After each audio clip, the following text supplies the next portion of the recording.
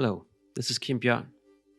You may know me as the author of Push Turn Move and co-author of Patch and Tweak and Pedal Crush. My latest book is called Patch and Tweak with Moog, and it's a detailed look at semi-modular synthesis based around Moog's popular range of patchable synthesizers. The Mother 32, the D-Fam, the Subharmonicon, the Grandmother, and the Matriarch. The book covers an introduction to the basics of analog synthesis, overviews tips and techniques, expanded patches that combine multiple of these synthesizers. You'll also meet a lot of artists and composers who share their tips and patches and inspiration. You'll also find interviews with Moog engineers, the history of Bob Moog and Moog music, and a visual timeline of Moog products over 66 years. I hope you'll check out the book on Bjooks.com and also that you'll enjoy this video.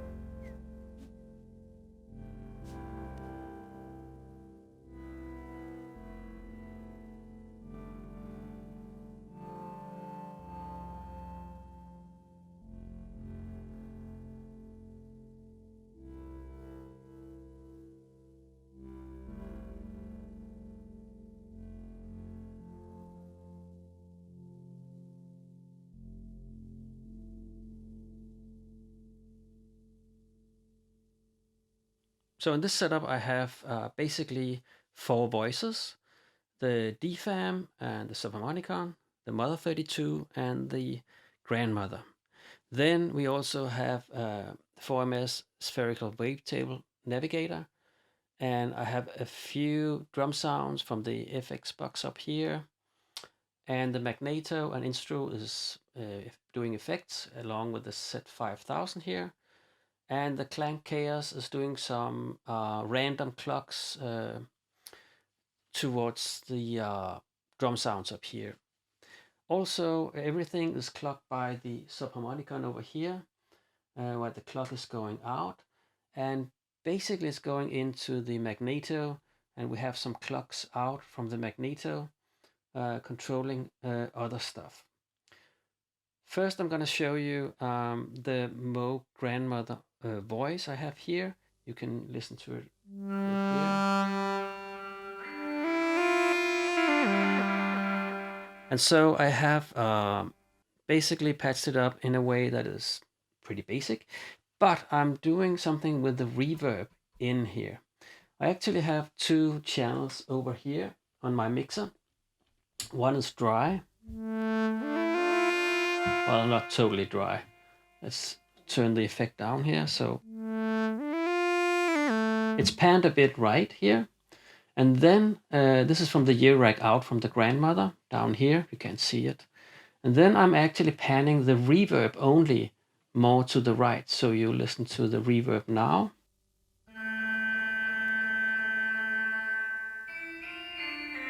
And that sounds a bit special maybe, because I'm actually patching the oscillator 2, which is a few octaves higher, directly, not directly, but to the reverb in. So the wave out is going through this black cable to a VCA up here. And then the trigger over here from the gate, from the sequencer, is going via the gray cable up to the SADAR here, which is doing this envelope, which is then opening for the voice, going down to the reverb in. So it means that if we go, we have both up, dry. So you can hear there's some more.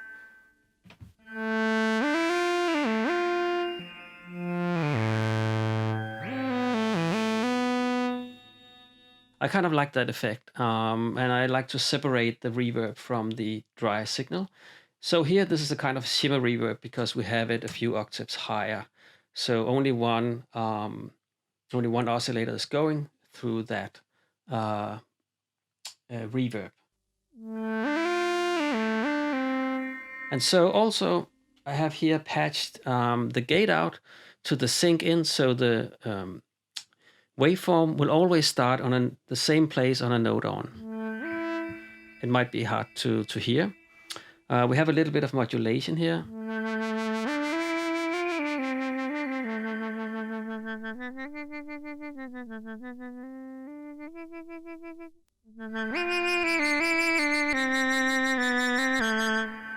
And so I like to also have some modulation that is random. So I also take the sample and hold out to the attenuator here, and then let it go back into the rate in. So that means I can have the sample and hold modulate the rate in, so I get different rates. And let's turn the waveform to this one, the saw, so we get a more pronounced effect. This is the set rate. So let's try to adjust it here. And now you can hear, you actually get a different rate every time I press a note. And the point with the attenuator is that I can dial it in when I need it. So this is the normal rate, and a little variation here.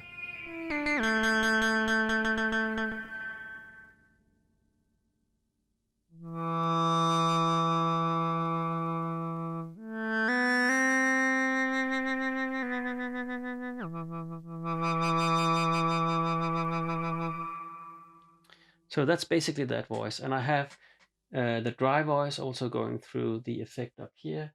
So I just dial in a bit of that. This is this one. Just a little bit delay. Again, it's panned, right? And we have the delay going in through channel 5 and 6 up here, the return.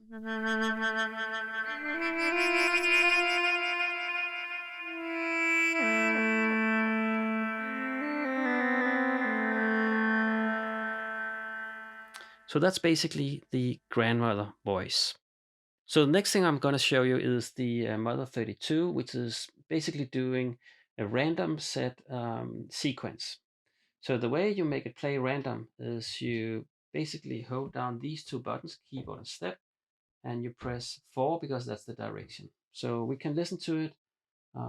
Just say here, and let's hear how it sounds. I'll turn it up. It goes through the arbor up here.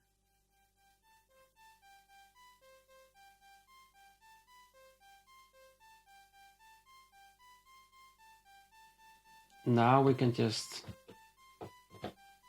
now you see it goes, it's like 12 steps. It goes forward. We can go backward. And we can go pendulum. But I like random. So we go random. And I'll just take it down an octave. Then it's going through the arbor, and we're basically controlling the reverb up here with this attenuator going into the expander of the arbor. So that's it for this. There's one more thing. I'm just going to stop it. One more thing is that you, instead of just having a mix between the VCO and the noise, I'm actually using the VC mix down here to take the saw wave out, going into one of the mix 2. And then, so I'm taking the saw wave out, going into the mix 2, and taking the noise out, going into the mix 1. And then I'm actually using the VCF envelope to control how much it balances the VC mix down here. So I can dial in different timbres. So let's listen to it. So this is the pulse wave. Was the pedal letter. We have enough variation basically here. I like this. But we can go over here, and now we get a mix between the noise and the saw wave. So we can mix between the saw wave and the pulse wave, or we could let it stay in the middle, or let me see, it's this, and let it, maybe you can hear the noise comes in and out in a while, once in a while. So it adds a bit of variation, which I really like. It's always nice to be able to do these variations, especially when you play the same notes as I'm doing now.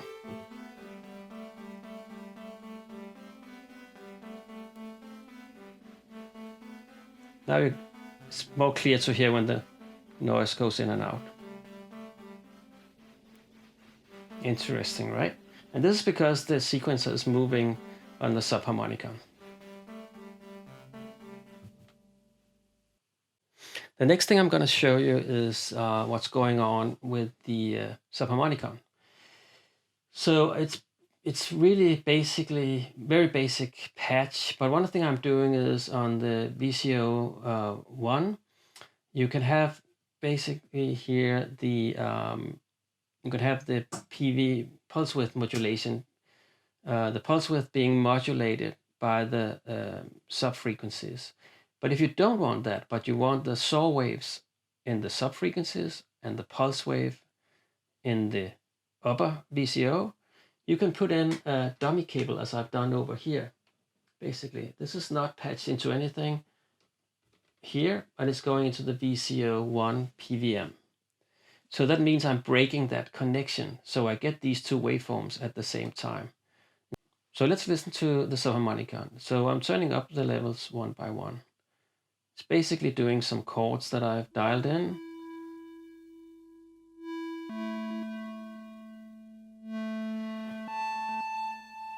And it's going through the magneto. We can dial that down if we want to. So there's a bit of tape age and crinkle and wow and flutter. But we can, it moves a bit more if you dial in a bit of delay here. Like this. Just get a little bit of spring reverb too from this one. So this is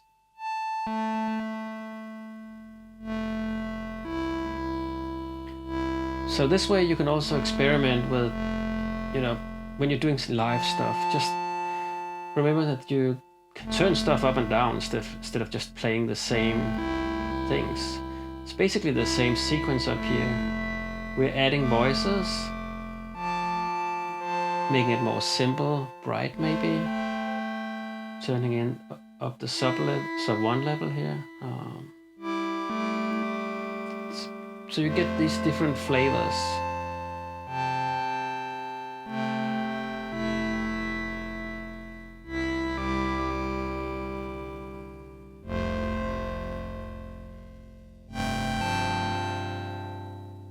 So this would be one way to do it.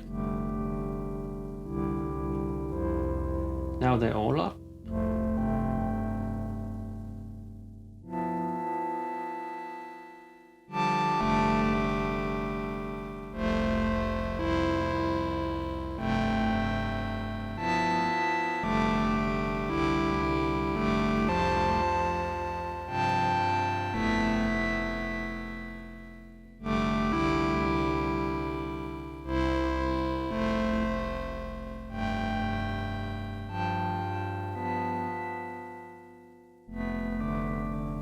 So also I'm having the VCA EG here controlling the VCO1 CV.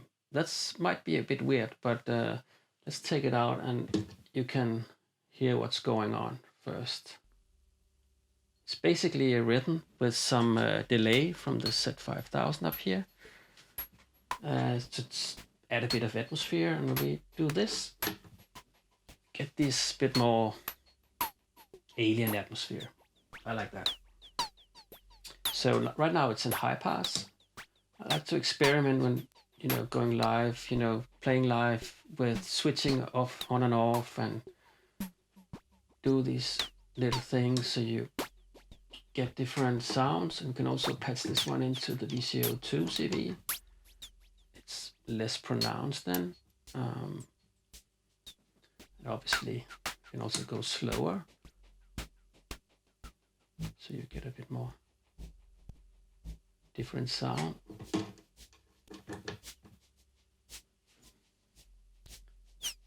So it doesn't sound of much, but it's also, there's already a lot of stuff that will go on at the same time here. And so I can turn up here the 2 drum voices I have running, so you can hear what that's about. So it's a bit glitchy hi-hat stuff coming in, if you can hear it. And then we have a bass drum. It's just the same sound.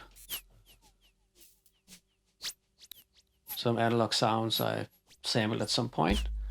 And it's nice, I use these basically as volume controls, so in a live situation it's easy to dial them up and down like this.